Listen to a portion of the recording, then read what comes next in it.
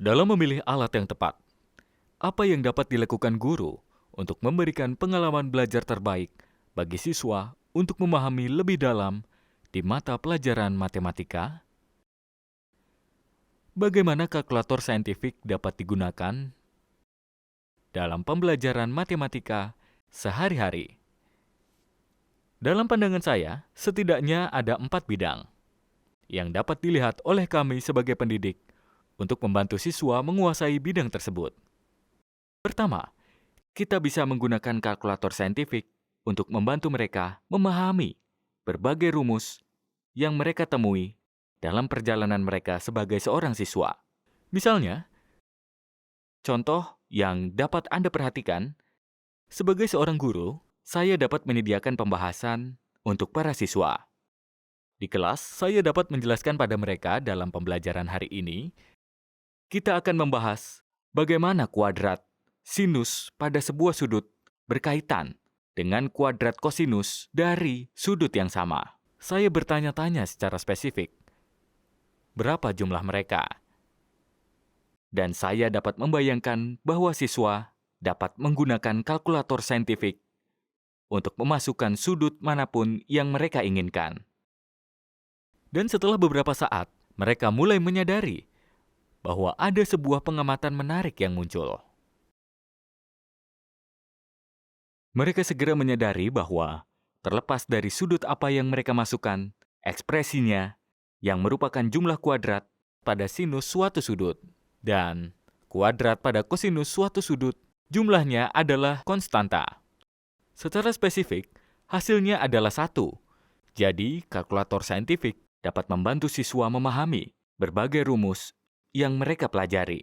Pendekatan induktif seperti itu dalam pembelajaran menyediakan siswa konteks yang bermakna pada apapun yang mereka lakukan. Setelah itu, mereka dapat beralih ke pendekatan deduktif, di mana mereka mencoba untuk membuktikan pengamatan awal yang telah mereka lakukan. Dan dalam contoh spesifik ini, saya kira mereka bisa menggunakan teorema Pythagoras untuk memahami buktinya. Apapun yang telah mereka amati di bagian awal. Salah satu penggunaan kalkulator saintifik adalah untuk membantu siswa memahami berbagai rumus yang mereka temui dalam matematika. Kegunaan lain dari kalkulator saintifik adalah untuk memunculkan permasalahan kognitif di kalangan siswa. Apa yang saya maksud dengan itu? Sebagai contoh, sebagai guru di kelas saya dapat menjelaskan pada siswa, hari ini kita akan menyelesaikan masalah. Kemarin saya bermain-main dengan kalkulator saintifik saya, dan saya hanya memilih bilangan secara acak dan memangkatkannya ke pangkat tertentu, ke indeks tertentu, ke eksponen tertentu. Saya bermain dengan semua jenis nilai, tetapi ketika saya mencoba eksponen atau indeks atau pangkat 0, saya terkejut. Saya terkejut dengan hasilnya. Dalam pelajaran hari ini, saya ingin Anda membahasnya dan semoga bisa menjelaskan alasan kita melihat apa yang kita lihat.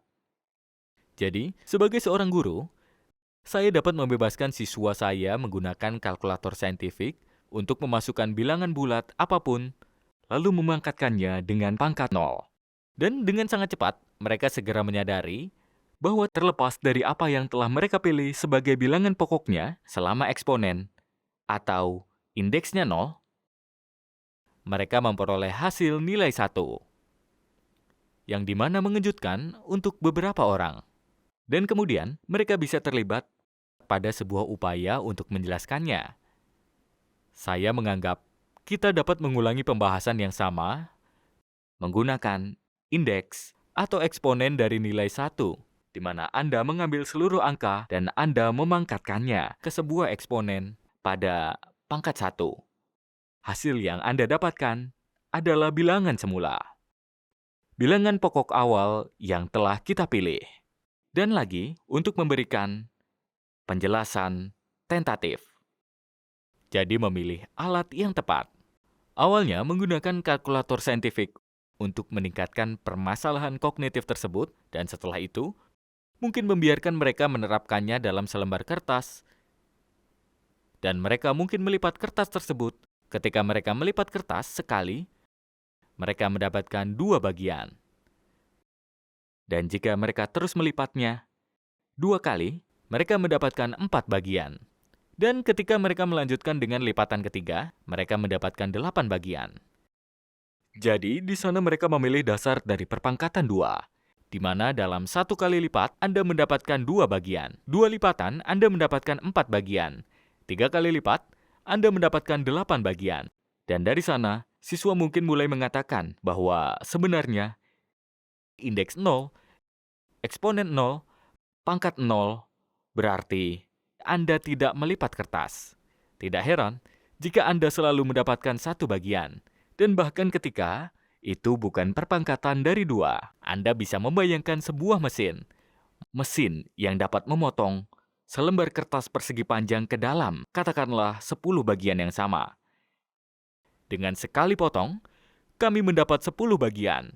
Kami mendapat 10 bagian. Dan dengan 2 potongan, saya ingin tahu berapa banyak bagian yang akan Anda dapatkan. Jadi siswa awalnya menggunakan kalkulator saintifik untuk menghasilkan pengamatan itu.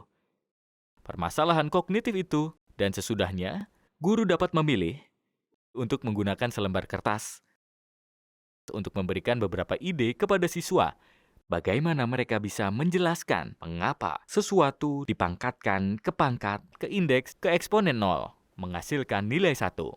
Dan ketika itu dipangkatkan ke pangkat 1, kita memperoleh kembali bilangan awal yang sama, bilangan pokoknya. Mereka akan berkata, ya, eksponen 0, indeks 0, itu sama saja tidak melipat, tidak memotong kertas. Tidak heran jika Anda akan mendapatkan nilai 1, dan ketika Anda melipatnya sekali, atau saat Anda memotongnya 1 kali menggunakan mesin, Anda akan mendapatkan kembali nilai yang sama. Jadi dengan melipat kertas, ketika saya melipat sekali, saya dapat 2, yang merupakan dasarnya. Dan dengan mesin yang dapat memotong dengan sekali potongan menjadi 10 bagian, ketika saya memiliki sebuah pangkat atau indeks atau eksponen dari 1, itu adalah 1 potongan, dan itu menghasilkan 10 sebagai dasarnya.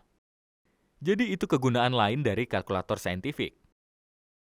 Sebagai pengalaman awal untuk mengangkat permasalahan kognitif, dan setelah itu guru dapat menyediakan alat-alat lain bagi mereka untuk merasionalisasi pengamatan apapun yang telah mereka lakukan dengan eksperimen yang tak terhitung jumlahnya, yang ditawarkan oleh kalkulator saintifik tersebut. Itu contoh lain dari guru memilih alat yang tepat. Penggunaan lain dari kalkulator saintifik adalah membekali siswa dengan representasi multimodal. Misalnya, mereka dapat memasukkan fungsi, menyebutkan fungsi kuadrat ke dalam kalkulator saintifik, dan mungkin mengatur domainnya, rentang nilai X yang ingin kita gunakan untuk fungsi tersebut. Dan kalkulator saintifik dapat menghasilkan tabel nilai, dan sesudahnya mereka bisa melihat representasi grafis dari fungsi tersebut. Dalam hal ini, dengan memindai kode QR yang dihasilkan pada kalkulator saintifik menggunakan smartphone yang mereka miliki.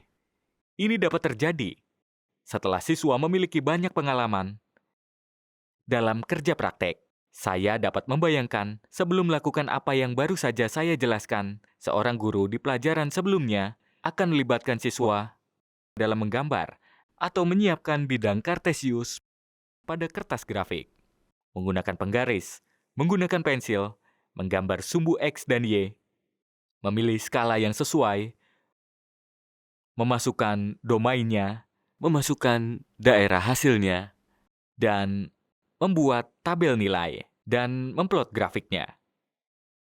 Tapi kami tidak membutuhkan siswa untuk melakukan ini berulang kali.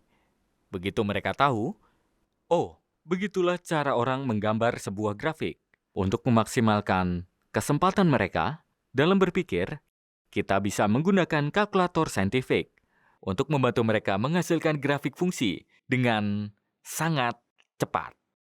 Dan mungkin dalam beberapa pembahasan, kita ingin mereka dapatkan grafik dari beberapa fungsi terkait. Seandainya kita tidak menggunakan alat teknologi seperti kalkulator saintifik, saya dapat membayangkan pembahasan semacam itu akan memakan waktu dan mungkin agak membosankan.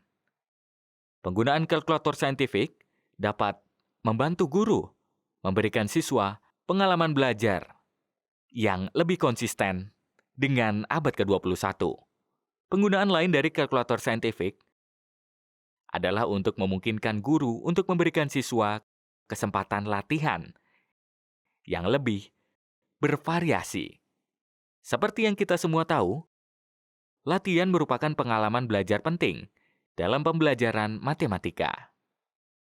Tanpa kalkulator saintifik, seringkali kita perlu memilih nilai, sehingga siswa tidak perlu terlibat dengan perhitungan yang membosankan atau perhitungan yang tidak mungkin dilakukan secara manual. Tapi dengan kalkulator saintifik, guru-guru dapat memberikan latihan praktek yang lebih luas, termasuk nilai-nilai yang sangat sulit, tapi diperoleh dari contoh kehidupan sehari-hari. Jadi itulah kegunaan lain dari kalkulator saintifik. Kalkulator ini memungkinkan guru untuk memberikan siswa dengan rentang latihan yang lebih luas. Dan itu merupakan bagian penting dari teori Dienz. Salah satu teori Dienz mengingatkan kita sifat latihan yang baik. Apa yang mungkin disebut beberapa orang latihan yang bermakna atau praktik cerdas. Dan itu adalah latihan yang bervariasi. Praktik, latihan yang bagus, praktik yang bermakna, dicirikan dengan variasi, bukan repetisi. Repetisi itu pengulangan, praktik itulah variasi. Dan untuk menyediakan rangkaian variasi yang lengkap selama latihan, saya kira penggunaan kalkulator saintifik akan sangat membantu. Itu semua adalah beberapa contoh dalam pandangan saya bagaimana kalkulator saintifik dapat memperkaya pengalaman belajar untuk siswa dalam kelas matematika sehari-hari.